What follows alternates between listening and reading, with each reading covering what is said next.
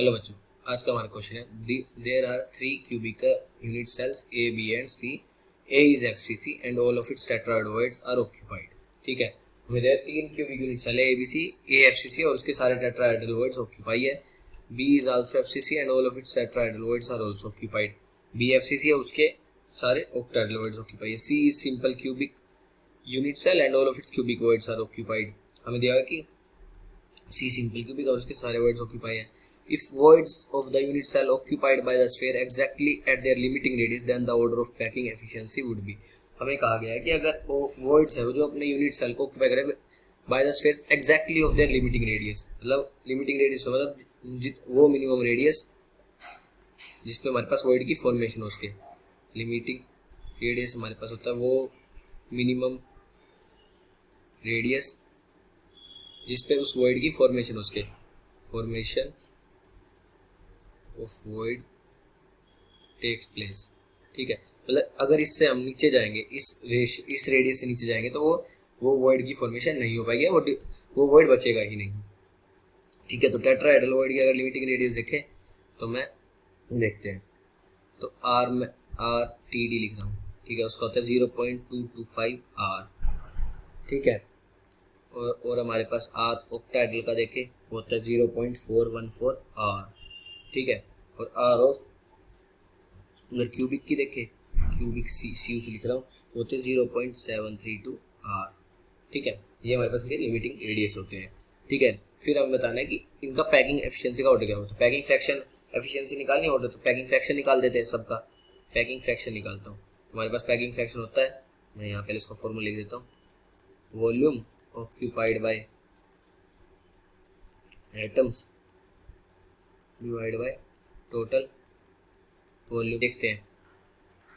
ठीक है, इसमें हमारे पास क्या हो जाएगा, टोटल नंबर ऑफ एटम्स हमारे पास एफसीसी में कितने होते हैं, एफसीसी में 4 एटम्स होते हैं। ठीक है, और टेट्राहेड्रल वॉइड होते हैं 8 और ऑक्टाहेड्रल वॉइड होते हैं 4। ठीक है, तो ये हमारे पास हो जाएगी 4 × 4/3 पाई आर क्यूब जो एटम्स की है, प्लस हमारे पास 8 टेट्राहेड्रल वॉइड है, उनकी वॉल्यूम 8 × 4/3 पाई, और उनका आर कितना हो जाएगा हमारे पास 0.225 आर का क्यूब डिवाइड बाय हमारे पास टोटल वॉल्यूम। ठीक है, टोटल वॉल्यूम हमारे पास होती है 4r/√2, ये आर बड़ा होगा सॉरी, ठीक है, का क्यूब। क्योंकि अगर एफसीसी में बात करें, एफसीसी में अगर हम देखें तो ए और आर का रिलेशन होता है a = 4r/√2। ठीक है, और वॉल्यूम हमारे पास कितनी होती है, टोटल वॉल्यूम होती है a क्यूब, तो ए की जगह ये पुट कर दिया और ये हमारे पास आ गया, और इसको जब सोल्व करेंगे तो आ जाएगा 0.76। ठीक है, फिर हम बात करते हैं पैकिंग फ्रैक्शन बी की।